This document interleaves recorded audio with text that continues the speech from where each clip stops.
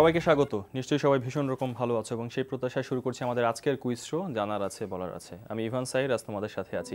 চলো শুরুতে আজ আমরা একটা নদী সম্পর্কে কিছু তথ্য তোমাদেরকে দেই। হ্যাঁ, আজকে আমরা বলবো আত্রাই নদী সম্পর্কে বেশ কিছু তথ্য। আত্রাই নদী ভারত এবং বাংলাদেশের একটি আন্তঃসীমান্ত নদী। পশ্চিম বাংলা থেকে উৎপত্তি হয়ে বাংলাদেশের দিনাজপুর জেলা হয়ে নদীটি আবারও ভারতে প্রবেশ করেছে এবং বাংলাদেশের অংশে এর দৈর্ঘ্য হচ্ছে 269 কিলোমিটার আর গড় প্রস্থ 177 মিটার। দিনাজপুরে গোবুরা ও কঙ্করা নামে নদীটি দুই ভাগে বিভক্ত হয়েছে, যা বরেন্দ্রভূমি ও চলনবিলের মধ্য দিয়ে প্রবাহিত হয়। পূর্বে তিস্তার পানি গঙ্গায় পতিত হওয়ার জন্য আত্রাই প্রধান প্রণালী ছিল বলে এটি উত্তর বাংলার একটি গুরুত্বপূর্ণ নদী হিসেবে পরিচিত ছিল। এবার পরিচয় করায় কে আছে আজ আমাদের সাথে স্টুডিওতে। একজন মডেল রয়েছেন যার নাম মিমি আজমিম। তার সাথে কথা বলবো আর তোমরা সবাই জানো যে তোমরা ফোন করবে, কুইজ খেলবে এবং তোমাদের সাথেও কথা বলবো। মিমি কেমন আছো? আলহামদুলিল্লাহ ভালো। তোমার টেলিভিশন ইন্টারভিউ বা এরকম অনুষ্ঠান বোধহয় এটা প্রথম? হ্যাঁ, আমার টেলিভিশন ইন্টারভিউ এটা প্রথম, বাট এর আগে আমার অ্যাঙ্করিং করা হয়েছে চ্যানেল 6 এ। ওইটা অনেক ব্যাড এক্সপেরিয়েন্স ছিল, যে কারণে মানে আমার আসলেই ভয় লাগে। না, ভয় কিছু নেই, লাইভ প্রোগ্রামগুলো আমি আসলে ভয় পাই। আচ্ছা, কিন্তু যে কাজটা বলতে চাইতে, যেহেতু তোমার অ্যাঙ্করিং এর এক্সপেরিয়েন্সটাও আছে, আজকে তুমি তখন যখন উপস্থাপনা করতে আর এখন তুমি অতিথির চেয়ারে বসা আছো, কেমন লাগছে এটা? New experience. রাইট। আমরা বলছিলাম যে তুমি একজন মডেল। এই মডেলিং যাত্রাটা কবে শুরু হয়েছিল? মানে মডেলিং কি প্ল্যান করে করা? না, মডেলিং এ আসলে প্ল্যান করে ঢোকা হয় না, এটা মানে হুট করে হয়ে গেছে। লাইক আমার কিছু ফ্রেন্ড সার্কেল ছিল যারা আসলে ফটোগ্রাফি করতো, কিছু ছিল যারা মডেলিং করতো। সো আমরা একসাথে হ্যাং আউট করতাম, লাইক এরকম। তো হয়ে গেছে, আসলে থাকতে থাকতে হয়ে গেছে। এখন এটা যেটা হয়েছে এটা একটা স্বপ্ন, তোমার স্বপ্ন, ড্রিম, আমার স্বপ্ন। হ্যাঁ, যে এখন আমাকে কিছু একটা করতে হবে। আগে যেটা করতাম যে শখের বসে করতেছি, ঠিক আছে, কিন্তু এখন তো অনেক সময় পার হয়ে গেছে, তো এখন কিছু একটা করা উচিত। রিসেন্টলি তোমার একটা বিজ্ঞাপন দেখলাম, সেই বিজ্ঞাপনটা সম্পর্কে শুনি। কোন একটা প্রেসার কুকার অর সামথিং এরকম কিছু একটা ছিল। প্রেসার কুকার না, রুয়াবজা। হ্যাঁ, এটা রোজার জন্য করা হয়েছিল। তো ভালো ছিল। আচ্ছা, বিজ্ঞাপনের যাত্রা শুরু কবে? বিজ্ঞাপনের যাত্রা শুরু আরো 2 বছর রেদন রনি ভাইয়ের প্যারাশুট দিয়ে। প্যারাশুট স্টাইলিং টিভিসি যেটা ছিল, তো ওটার এক্সপেরিয়েন্সটা একটু বলি। ফার্স্ট টাইম যেটা টিভিসি আমার, ওইটাই আমার ফার্স্ট টিভিসি রেদন রনি ভাইয়ের সাথে, মানে ফার্স্ট যেটা একদম শুরুতেই 15 হ্যাঁ 15 তো আমাকে সারা রাত কাজ করতে হয়েছে। আমার সকাল 6টা থেকে শুরু করে একদম ভোর 4টা পর্যন্ত কাজ করতে হয়েছে। ইভেন আমি ভারতনাট্যম নাচ জানতাম না, ইভেন আমি নাচতে পারি না এভাবে। ভাইয়া আমাকে সেটে ওখানে সন্ধ্যা থেকে শুরু করায় 10টা পর্যন্ত আমাকে ভারতনাট্যম নাচাইছে শুধু। নাচানোর পরে আমি ক্যামেরার সামনে গেছি। আচ্ছা, মানে আসলে অন্যরকম একটা এক্সপেরিয়েন্স ছিল। ওটাই প্রথম বিজ্ঞাপন? ওটাই প্রথম বিজ্ঞাপন ছিল। তারপর ওরকম একটা এক্সপেরিয়েন্সের পরে বিজ্ঞাপনে তোমার একটু মানে আগ্রহ কমে গিয়েছিল নাকি আরো বেড়ে গিয়েছিল যে এত কষ্ট করে কাজ করতে? বিজ্ঞাপনে আমার আগ্রহ বেড়ে গিয়েছিল, কারণ যেখানে আমি অন দ্য স্পটে দেখো আমাকে শেখানো হচ্ছে, আমাকে একদম ওখানে শিখায় তারপর আমাকে নিয়ে যাওয়া হচ্ছে। তো আমি তো সবকিছুই পাচ্ছি। এক্স্যাক্টলি, আমিও একটা জিনিস পাচ্ছি, সেটা হচ্ছে একটা ফোন পাচ্ছি। ফোনটা নেই? হ্যাঁ শিওর। কে বলছো? আসসালামু আলাইকুম। ওয়ালাইকুম আসসালাম। নামটা বলো। ভাইয়া ইলহাম। আচ্ছা, কোন স্কুলে পড়ো আর কোন ক্লাসে পড়ো? ক্লাস 6 চট্টগ্রাম কলেজের স্কুল। ওকে, এবার বলো যে কোন বিভাগ তোমার পছন্দ? কোন বিভাগ থেকে প্রশ্ন? গুণীজনের বাণী। গুণীজনের বাণী। ঠিক আছে, চলো প্রথম প্রশ্ন হচ্ছে তোমার জন্য। বই পড়াকে যথার্থ হিসেবে যে সঙ্গী করে নিতে পারে তার জীবনের দুঃখ কষ্টের বোঝা অনেক কমে যায়। এই চমৎকার উক্তিটি কে করেছেন? অপশনগুলো দেখাচ্ছি তোমাকে, আমি বলেও দিচ্ছি। ক প্রমথ চৌধুরী, খ বঙ্কিমচন্দ্র চট্টোপাধ্যায়, গ ঈশ্বরচন্দ্র বিদ্যাসাগর। বলো। আপু অপশন ক প্রমথ চৌধুরী। ভাইয়া অপশন ক প্রমথ চৌধুরী। উত্তরটি আমি নিলাম, আমি ভাইয়া। হ্যাঁ, ওকে, উত্তরটি সঠিক নয়। সঠিক উত্তর ছিল গ ঈশ্বরচন্দ্র বিদ্যাসাগর। জেনে নিলাম। মিমি আরেকটা ফোন নেই? হ্যাঁ শিওর। হ্যালো। হ্যালো ভাই, আসসালামু আলাইকুম। ওয়ালাইকুম আসসালাম ভাইয়া, নামটা বলো। আমি নাবিলা বলছি। নাবিলা কোন স্কুলে পড়ো? ক্লাস জমিলা খাতুন বালিকা উচ্চ বিদ্যালয়। এবার বলো কোন ক্লাসে পড়ো? ক্লাস 7। আচ্ছা, এবার বলো যে কোন বিভাগ পছন্দ? বাংলার মুখ। বাংলার মুখ, ঠিক আছে, বাংলার মুখটা আমি একটু খুঁজি, পেয়ে গেছি। প্রথম প্রশ্ন তোমার জন্য, বাংলাদেশের প্রথম কিশোর সংশোধন কেন্দ্রটি কোথায় অবস্থিত? ক যশোর, খ গাজীপুর, গ ময়মনসিংহ। বলো। অপশন খ গাজীপুর। তোমার বাড়ি কোথায়? আমার বাসা ঝিনাইদহ। ও আচ্ছা, আমি ভাবলাম গাজীপুর কিনা। উত্তর সঠিক। Thank you, thank you Nabila. 500 টাকার বই তোমার কাছে পৌঁছে যাবে। পরের প্রশ্ন তোমাকে করি, সব্যসাচী লেখক সৈয়দ শামসুল হক কোন জেলায় জন্মগ্রহণ করেন? নামগুলো হচ্ছে ক কুড়িগ্রাম, খ নীলফামারী, গ লালমনিরহাট। বলো। অপশন ক কুড়িগ্রাম। কি বলো তুমি? তুমি মানে কনফার্ম? না, হ্যাঁ আমি কনফার্ম। রাইট, আমরাও কনফার্ম, এটাই right answer. Thank you very much.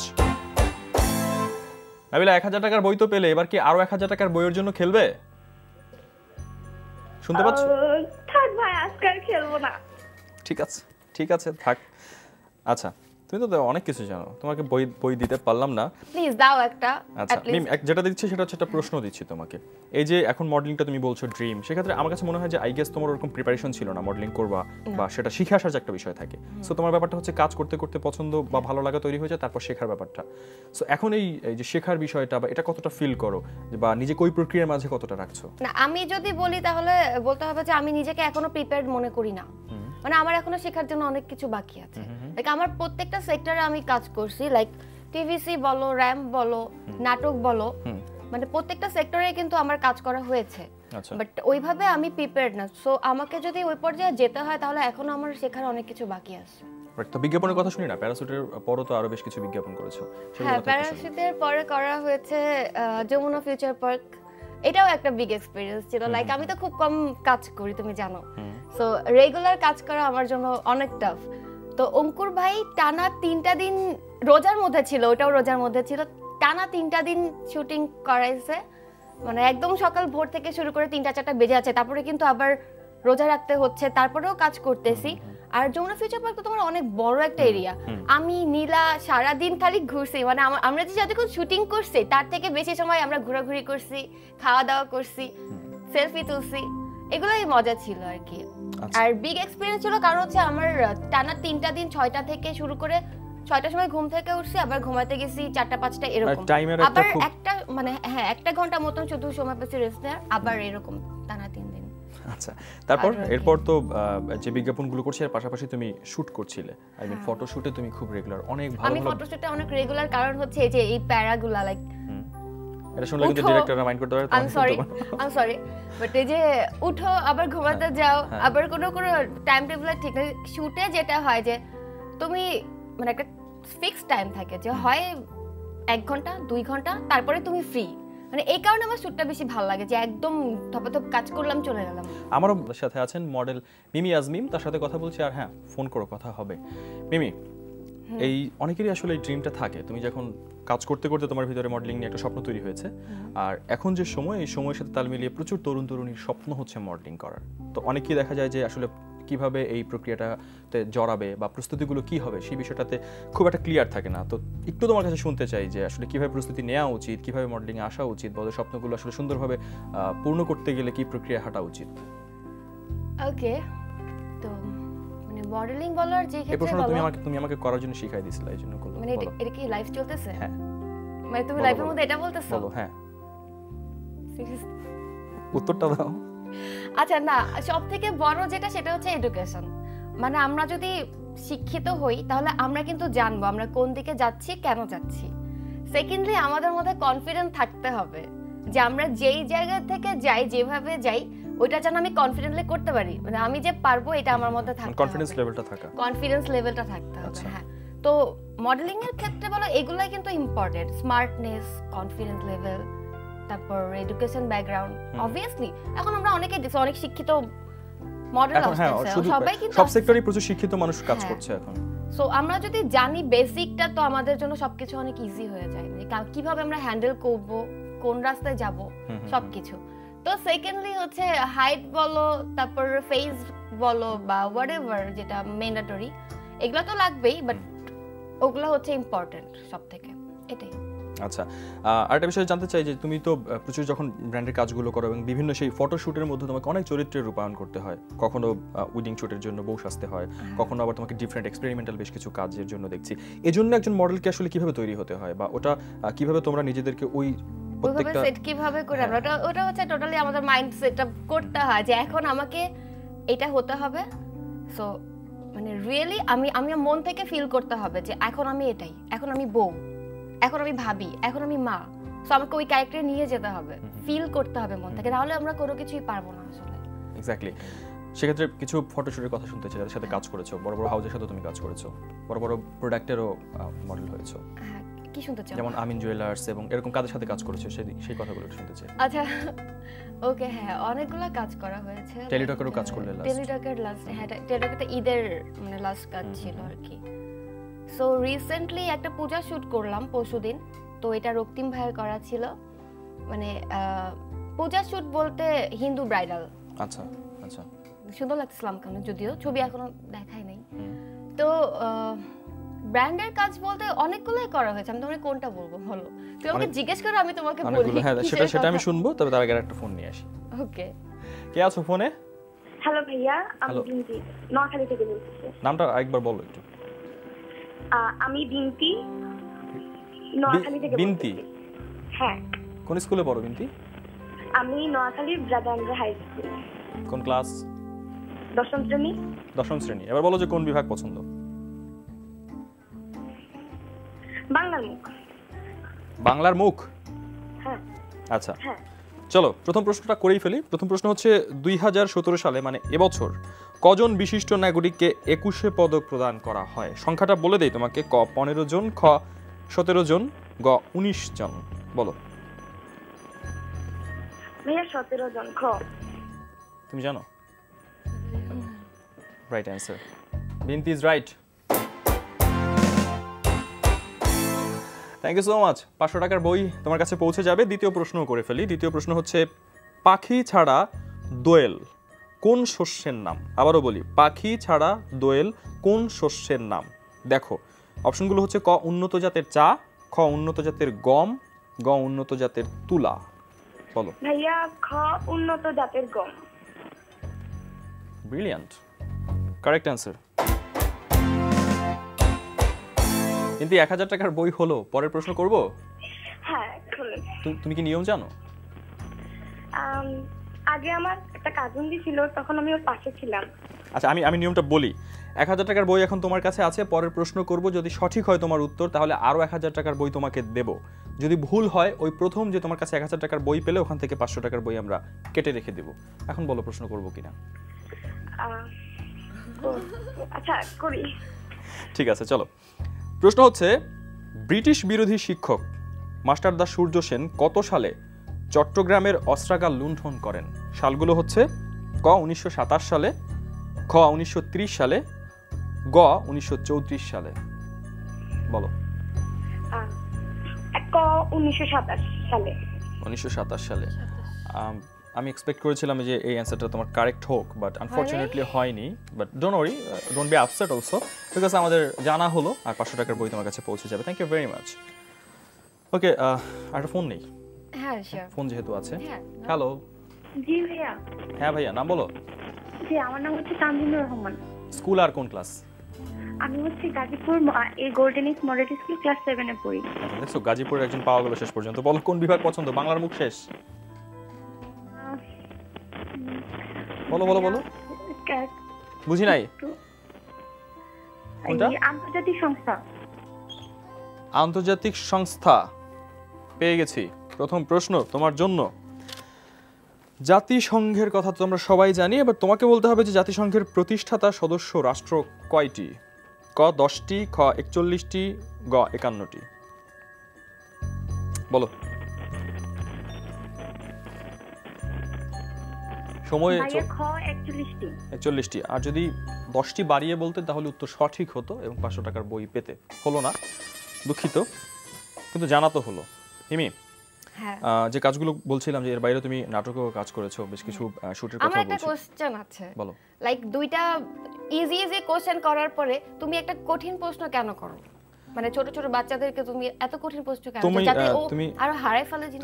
তুমি এই অনুষ্ঠানটা নিয়মিত দেখলে দেখবে যে প্রথম প্রশ্নের মাঝখানে অনেক কঠিন প্রশ্ন আছে, কিন্তু না তারপরও থার্ড কোশ্চেনটা অনেক বেশি টাফ। ওরা খুব ব্রিলিয়ান্টলি অ্যান্সার করে, এবং এটাই আসলে এখানকার খেলা, কারণ ওই কোশ্চেনটা একটু কঠিন হবেই, যেহেতু তোমাকে ঝুঁকিটা নিতে হবে, রাইট? সো তুমি এই যে স্বপ্নের পথে এখন চলছো, সেখানেও যেমন ঝুঁকি আছে, অনেক চ্যালেঞ্জিং কাজের বিষয়গুলো আছে। তুমি স্বপ্নের কথা বলছিলে, মডেলিং নিয়ে তোমার আসলে ড্রিমটা কি? মডেলিং নিয়ে আমার আসলে ড্রিমটা হচ্ছে, এটা সহজ কিন্তু প্রশ্নটা, আমার জন্য অনেক কঠিন। আচ্ছা বলো। কারণ আমার ড্রিম দুইটা আছে, লাইক আমার একটা, আমার আম্মুর একটা। তো আমার ড্রিম তো এটা, বাট আমার আম্মুর ড্রিম হচ্ছে আমি আরো বড় হব, জব করব বা বিজনেস করব, হোয়াটএভার কিছু। সো আমাকে দুই দিকে তাল মিলাই কিন্তু চলতে হচ্ছে স্টাফ। তো মডেলিং নিয়ে তো মডেলিং করছি টুকটাক, বাট এটার বাইরে একটু বলি, লাইক আমি ক্যামেরার পিছনে যেতে চাই এখন, ক্যামেরার সামনে আমি যেতে এখন আর থাকতে চাচ্ছি না। এটা কি সবাই জানে নাকি আজকে অনুষ্ঠানের আমি মাধ্যমে আজকে অনেকে জানে? তুমি সেকেন্ড পারসন যাকে আমি বললাম। ইটস মাই প্লেজার, আমাদের প্রোগ্রামের জন্য এটা। It's my pleasure to, thank you. তো আমি স্ক্রিপ্ট লিখছি, মানে নাটকের স্ক্রিপ্ট লিখছি, আমি ক্যামেরার পেছনে চলে যেতে চাই। আমি ডিরেকশন, হ্যাঁ ডিরেকশন হচ্ছে আমাকে আগে স্ক্রিপ্ট লিখতে হবে, আমার একটা হাউসের সাথে কথা হয়েছে, তো ওখানে আগে আমাকে ওটা ডেলিভারি করতে হবে, তো তারপরে বাকিটা মানে সবাই একসাথে ফিক্স করে দেখা যাবে আর কি। তো আমি ওকে নাটকের নামটাও বলে দেই, সিঙ্গেল সার্চ। হ্যাঁ, আমি সিঙ্গেল কাউকে পাওয়া যাচ্ছে না ইদানিং। আর সিঙ্গেল মানে আমাদের আশেপাশে তো অনেক মানুষ আছে যারা যে রিলেশনশিপে থাকার পরেও কিন্তু গার্লফ্রেন্ড বয়ফ্রেন্ড খুঁজতেছে, আবার এরকম অনেকে আছে যে রিলেশনশিপে নাই বাট খুঁজতেছে। যে এক একজনের মানে পয়েন্ট অফ ভিউ থেকে, সিচুয়েশন থেকে আমি আসলে লেখা ট্রাই করছি, দেখি। কে আছো? হ্যালো ভাইয়া। হ্যাঁ ভাইয়া, নামটা শুনি। আমার নাম তানিয়া। তানিয়া কোন স্কুলে আর কোন ক্লাসে পড়ো? আমি ক্লাস 9 এ পড়ি, নরসিংদী থেকে, নরসিংদী গার্লস স্কুল থেকে। অলরাইট, তানিয়াকে জানো যে এখন কোন বিভাগটা তোমার জন্য? না ভাইয়া। আচ্ছা, আনফরচুনেটলি তুমি আসলে বাছাই করতে পারছো না, বিকজ এখন আমরা ছবির গ্যালারি। আমি তোমাকে একটা ছবি দেখাবো, তারপর প্রশ্ন করব, অপশন দিব, সেখান থেকে তোমাকে উত্তর দিতে হবে, ঠিক আছে? ওকে ভাইয়া। চলো ছবিটা দেখো। ছবির এই 5 রঙের অলিম্পিক পতাকায় নীল রং কোন মহাদেশের প্রতীক? হ্যাঁ, অপশনগুলো হচ্ছে ক ইউরোপ, খ আফ্রিকা, গ অস্ট্রেলিয়া। বলো।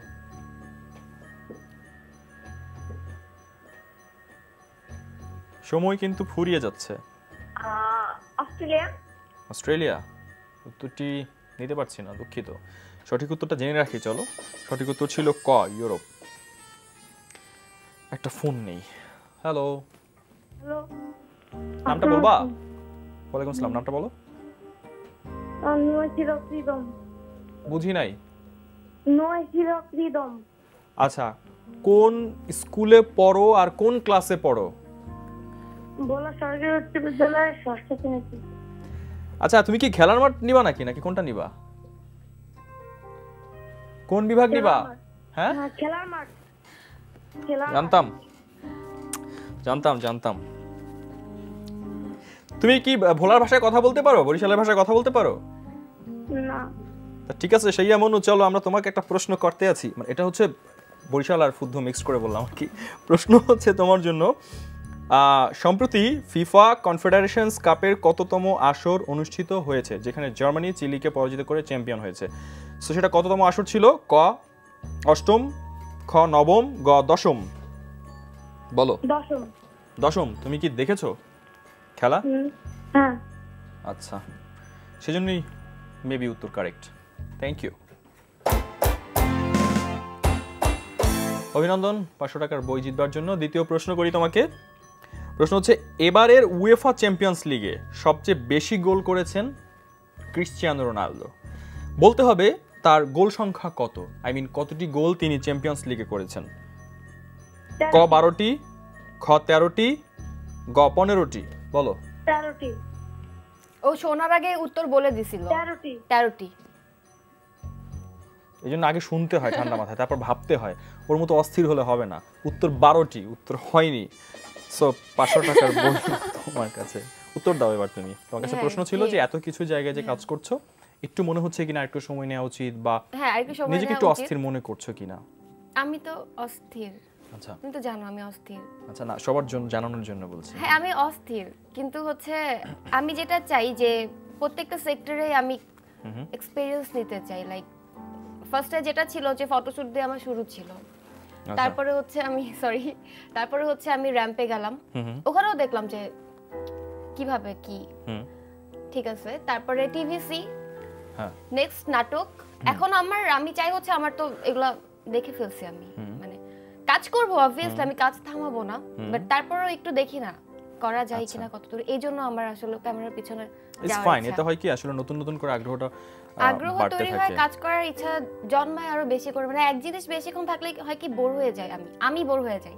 সো আমি একটু কিছু ক্রিয়েটিভ মানুষ থাকে এরকম। তো নাটকের কথা, I know, okay don't be. নাটকের কথা বলছিলে, সো নাটকের কথা শুনতে চাই। কি শুনতে চাও? প্রথম নাটক কার সাথে এবং কি নাটক করলে? প্রথম নাটক হচ্ছে অন্তু ভাইয়ের সাথে ছিল, অন্তু করিম, গ্ল্যামার। মানে এটার বেস ছিল হচ্ছে একটা উঠতি মডেল না, মানে একটা নিউ কামার, একটা মেয়ে, সাধারণ একটা মেয়ে। ও হচ্ছে মিডিয়াতে কাজ করতে চায়। এখন ও কিভাবে কাজ করবে, কার কাছে যাবে, মানে কিছু নেগেটিভিটি দেখানো হয়েছে, কিছু পজিটিভিটি দেখানো হয়েছে যে কিভাবে মেয়েটা কোথায় যাবে।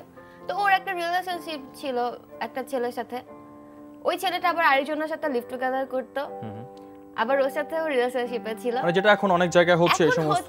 যেটা হ্যাঁ। আচ্ছা, তারপরের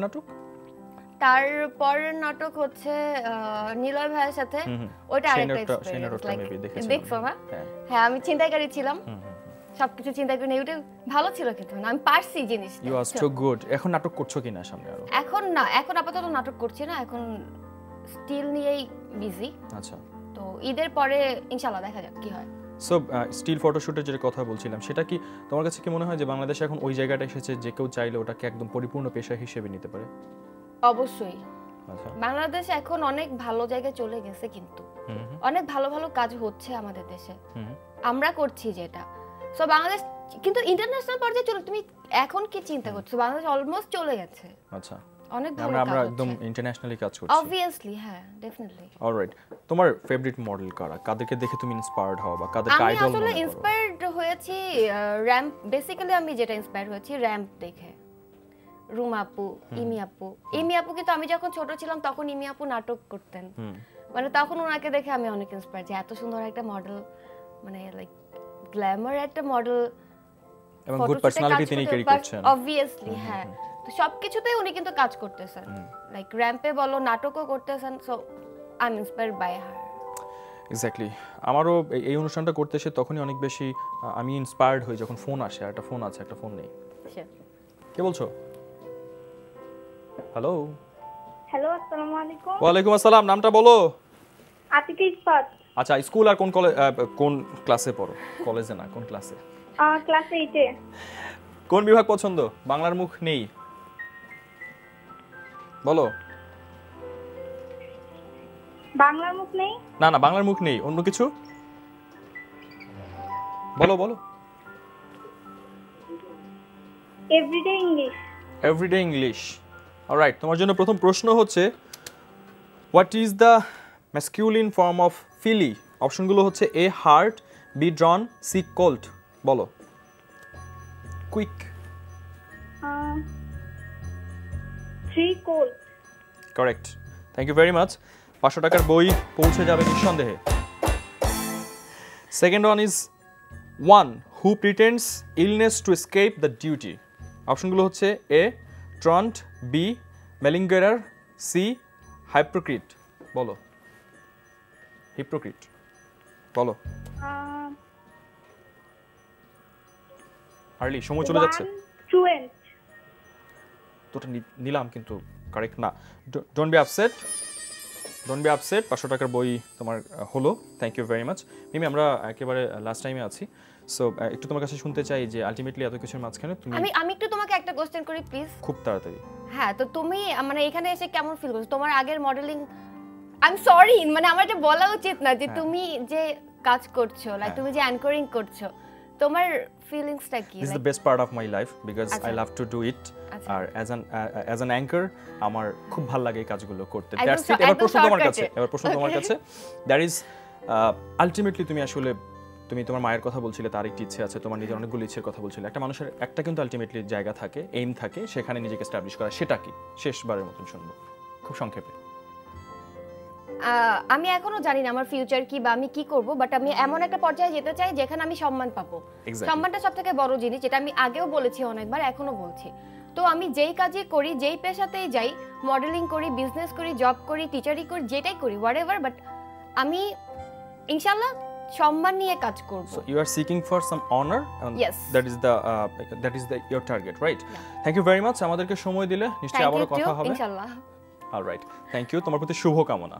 থ্যাংক ইউ। যেতে হবে তবে প্রিয় দর্শক শ্রোতা, বিশ্বের যে কোনো প্রান্ত থেকে যে কোনো সময় এনটিভিতে সম্প্রচারিত সংবাদ ও অন্যান্য সকল অনুষ্ঠান উপভোগ করতে ভিজিট করুন আমাদের পূর্ণাঙ্গ ওয়েব পোর্টাল www.ntvbd.com। আজকের মতো বিদায় নিচ্ছি, সবাই ভীষণ রকম ভালো থেকো এবং পড়াশোনার সাথে থেকো, আর বাবা মার কথা তো অবশ্যই শুনবে, এনটিভির সাথে থেকো।